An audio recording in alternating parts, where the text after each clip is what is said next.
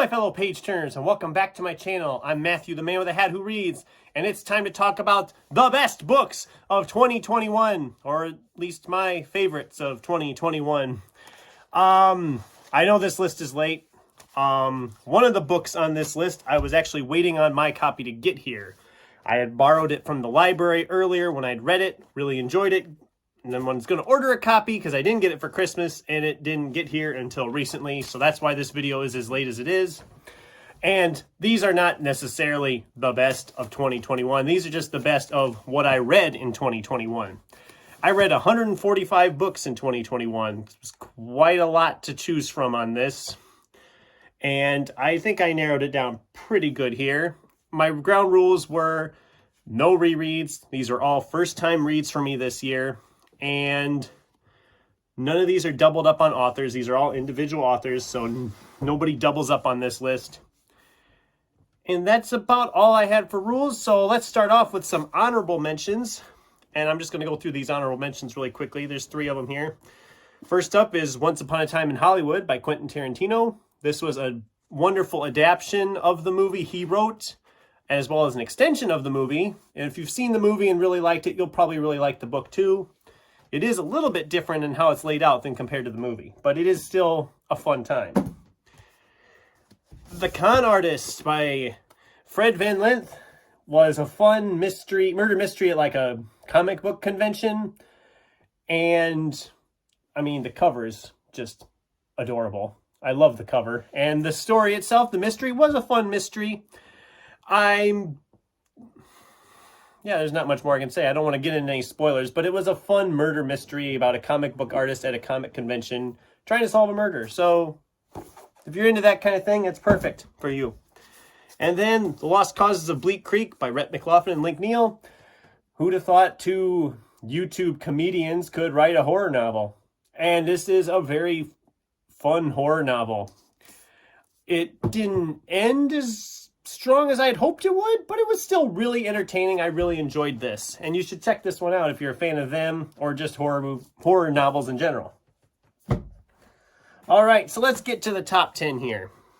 Starting at number 10, we have Robert Rapinoe's Mort. Now, this book, I had this on my list for a while just as like, oh, if I find this, I'd probably enjoy it. But then I never really found it anywhere. When I finally found it about 1.5 years ago, I got it and left it sit in a stack for a while. And then finally, like this summer, I'm like, actually Sci-Fi September, I was like, I'm going to get through that stack. Some of these books have been here a while. And I picked this one up, not knowing much more than, okay, this cat was a huge warrior in the war against humanity. I'm like, okay, that'll be fun.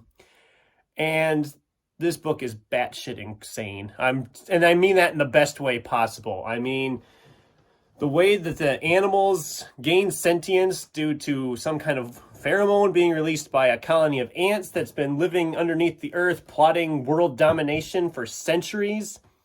I mean, it's just crazy. And it's funny. It's scary. It's a lot of action sci-fi.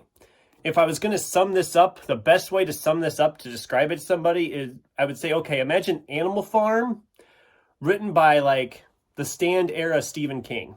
I mean, if you took the Stand Stephen King and had him writing Animal Farm, you'd probably get something like this. This was really bizarre, and I really enjoyed it. And I didn't even realize it was first in a series, so I got to find the sequels now and check that out. At number 9 is a standalone from Sean Grigsby, who writes for Angry Robot, called Daughters of Forgotten Light. This is a sci-fi novel about a deep space penal colony of women. And they essentially just let these women do whatever on this penal colony up in space. They are broke off into gangs. There's cannibalism going on. There's gang wars. You have these weird like light cycle things that gives you some good Tron vibes. And this, again, I really enjoyed Sean Grigsby's Smoke Eaters trilogy. Well, the 2 of them I've read of his trilogy. And found this one and thought, hey, he wrote another one that's more of a sci-fi one. And this was a blast. I kind of wish there was more because it kind of ends on a cliffhanger that there could be more to the story. And maybe there will be a sequel someday, but Daughters of Forgotten Light was a fun, fast-moving sci-fi adventure that you should really check out if you're into that kind of thing. All right, at number 8 is another sci-fi entry. I'm a big fan of Daniel H. Wilson's Robopocalypse, Robogenesis, and he had a short story collection I finally got a hold of called Guardian Angels and Other Monsters. And this has a lot of interesting stories of sci-fi. Most of them, I mean, it's not very long. I flew through this in like 3 days. I really enjoyed this. This was really, just about every story was solid in this collection. I have no negative things to say about any of these stories. They all just snapped by so fast that I mean, it's great. It was just a really good sci-fi collection if you're looking for sci-fi short stories. All right, number 7, we have One Word Kill by Mark Lawrence. This is the first in a trilogy, which I have yet to get back to on this trilogy, but this was interesting. It was kind of a Ready Player One type thing with Stranger Things vibes thrown in. There's also some time travel involved, and it's just really interesting. It's a really interesting sci-fi mystery thriller, and I do want to get back at the sequels. I have the second one on order, I believe.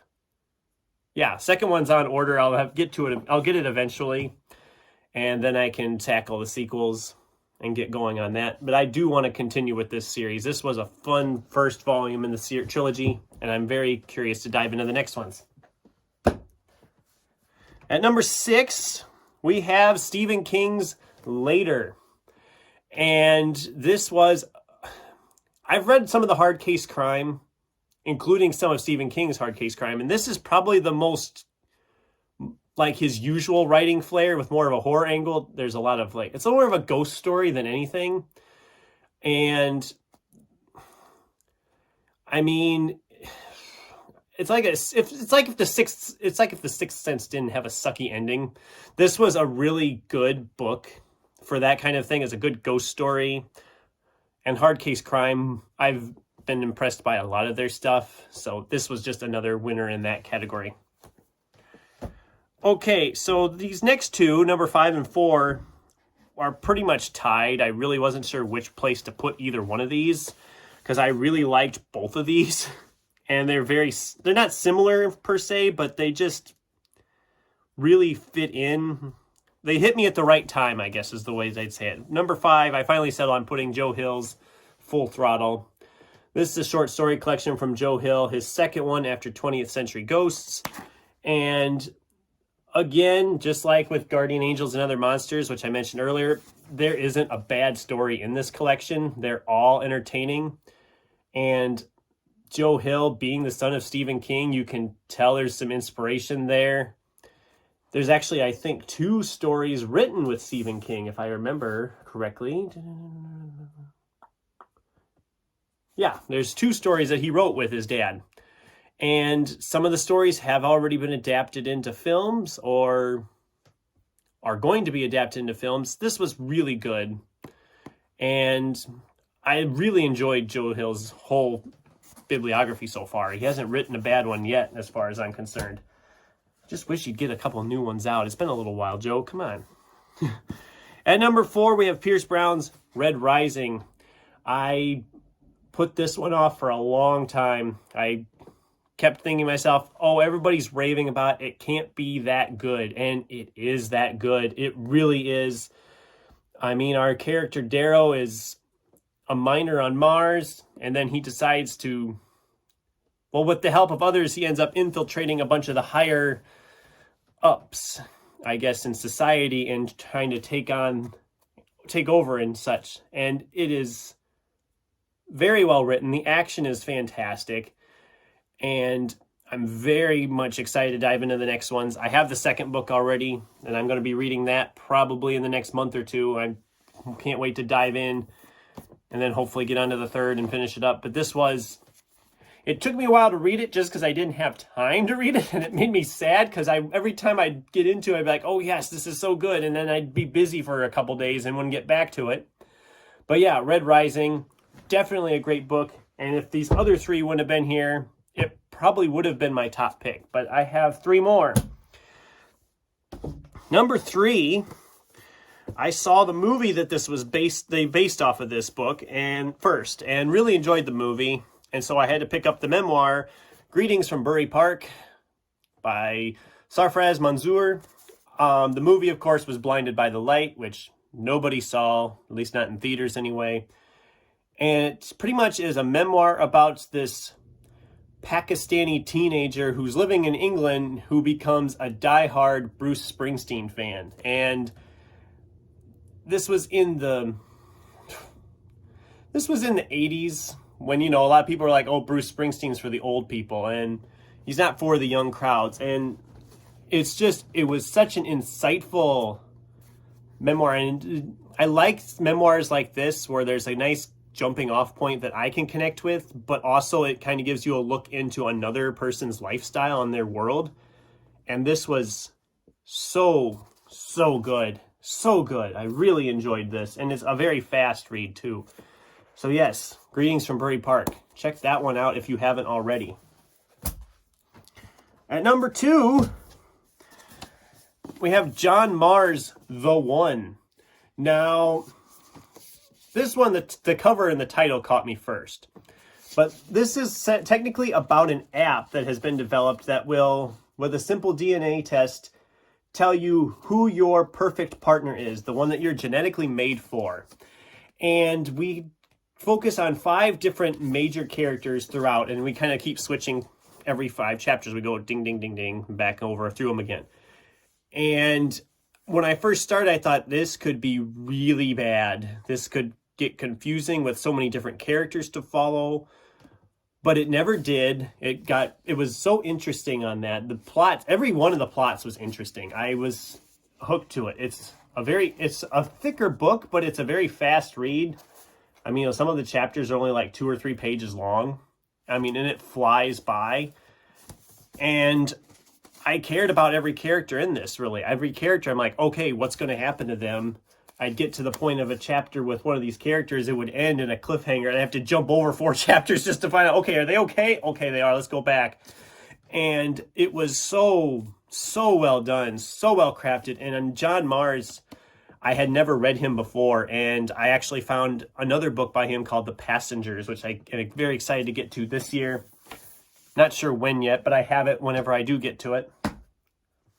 And my number 1, the one I was waiting on to get here, and it might seem like I'm jumping on the bandwagon because a lot of people have been praising this book, but I have to too, and that's T.J. Klune's House in the Cerulean Sea. I loved this. This book just felt like a warm hug. It is probably the most kind-hearted book I've ever read in my life. There is nothing terribly negative in this book. I mean, there's a couple little plot points here and there where you're like, oh, that's really awful. But then it's just so sweet and so kind-hearted. And I know everybody's raving about this book, and it feels like I'm just jumping on a bandwagon by saying that. But no, they're all right. I was like, really? Is it really that good? It is that good. And if you haven't picked this up, I really urge you to do it, because this is a fantasy, somewhat a fantasy love story, I guess. It's very interesting. I mean, Linus, our main character, is a caseworker in the department in charge of magical youth, and he is summoned by upper management to a very interesting place where there are 6 dangerous magical children, and these children are, well, they are dangerous, especially one of them in particular, but I'm not going to go into details and spoil things. But this was so good, and just, oh, I'm so glad people have been reading this one, and I'm glad I listened to those people and picked it up for myself and tried it out, because I really enjoyed this, and T.J. Klune has become an author I'll probably continue to follow from here on out, just because of how good this book was. And that is my top 10 favorite books of 2021. What did you guys read in 2021 that you loved? What does your top 10 look like? Let me know in the comments down below. Thanks for watching, and until next time, keep turning pages.